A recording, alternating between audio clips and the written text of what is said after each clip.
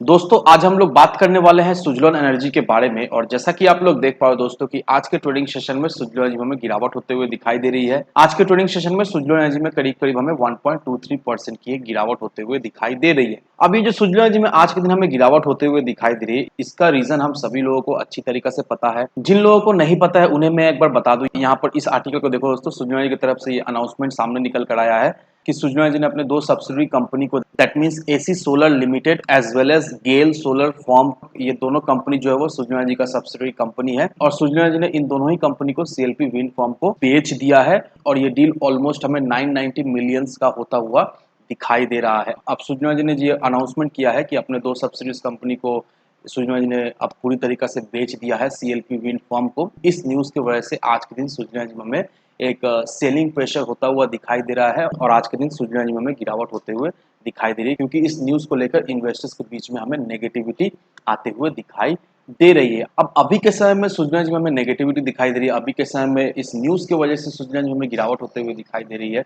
लेकिन इसका मतलब ये नहीं है कि आने वाले समय में सुजलॉन एनर्जी में कोई भी ग्रोथ या फिर स्टेबिलिटी हमें नहीं दिखाई देगी। क्योंकि दोस्तों मैं आपको कुछ आर्टिकल दिखाने वाला हूं और उस आर्टिकल को देखने से आपको ये क्लियरिफिकेशन मिल जाए कि आने वाले समय में सुजलॉन एनर्जी में किस तरह से हमें तेजी एज वेल एज ग्रोथ होता हुआ दिखाई देगा। अब यहाँ पर इस आर्टिकल को देखो दोस्तों, ये आर्टिकल आप सभी लोगों के लिए समझना बहुत ही इंपॉर्टेंट है। अब यहाँ पर इस आर्टिकल में क्या मेंशन किया हुआ है, इस आर्टिकल में यही मेंशन किया हुआ है कि इंडियन रेलवेज ने चार बड़े बिजनेस को 960 मेगावाट का एक प्रोजेक्ट जो है वो अवार्ड किया है। अब railway energy management company limited REMCL की निगरानी में ये प्रोजेक्ट जो है वो हमें होता हुआ दिखाई देगा। और आरईएमसीएल के द्वारा चार बड़े बड़े कंपनीज को ये 960 मेगावाट का रिन्यूएबल एनर्जी कैपेसिटी का प्रोजेक्ट जो है वो मिलने वाला है। और एनटीपीसी जो कि इंडिया का लार्जेस्ट पावर प्रोड्यूसिंग फॉर्म है और एनटीपीसी का सब्सिडरी कंपनी जिसका नाम है एनटीपीसी रिन्यूएबल एनर्जी, आरईएमसीएल के द्वारा इस एनटीपीसी को भी ये रेलवे का प्रोजेक्ट हमें आता हुआ दिखाई देगा। इस आर्टिकल का लिंक आपको डिस्क्रिप्शन में मिल जाएगा, आप चाहो तो खुद से रीड कर सकते। अब आपके मन में ये सवाल है कि ये आर्टिकल मैं आपको किस लिए दिखा रहा हूँ। ये आर्टिकल देखा जाए तो इंडियन रेलवे का है और ये जो प्रोजेक्ट जो है वो बड़े बड़े रिन्यूएबल एनर्जी कंपनी को मिल रहा है, जैसे कि एनटीपीसी और भी जो जो कंपनीज है उनका नाम इस आर्टिकल में दिया हुआ, लिंक आपको डिस्क्रिप्शन में मिल जाएगा। तो ये आर्टिकल मैं आपको इसलिए दिखा रहा हूँ दोस्तों, क्योंकि आप ये समझ पाओ कि आने वाले समय में इस प्रोजेक्ट का कुछ एक हिस्सा हमें सुजलॉन को भी मिलता हुआ दिखाई देगा। अब मैं आपको ये क्यों बोल रहा हूँ कि इस प्रोजेक्ट का हिस्सा सुजलॉन को भी हमें आने वाले समय में मिलता हुआ दिखाई दे सकता है, क्योंकि अगर आप इस आर्टिकल को देखोगे दोस्तों, रिसेंटली सुजलॉन को 50.4 मेगावाट का एक विंड पावर प्रोजेक्ट सेनकॉर्प रिन्यूएबल्स के द्वारा मिला है, जो कि ग्रीन इंफ्रा विंड एनर्जी का एक सब्सिडरी कंपनी है। अभी जो 50.4 मेगावाट का ऑर्डर जो है वो सुजलॉन को मिला है सेनकॉर्प के द्वारा। सेनकॉर्प को ये ऑर्डर कहाँ से मिला है, यहाँ पर देखो दोस्तों, सेनकॉर्प ने REMCL that means railway energy management company limited में बिड किया था और वो बिड सेनकॉर्प को मिला। और सेनकॉर्प जैसे ही वो बिड जीता 50 that means 50.4 megawatt wind power project का, सेनकॉर्प क्या किया, सेनकॉर्प ये प्रोजेक्ट सुजलॉन को आउटसोर्स कर दिया।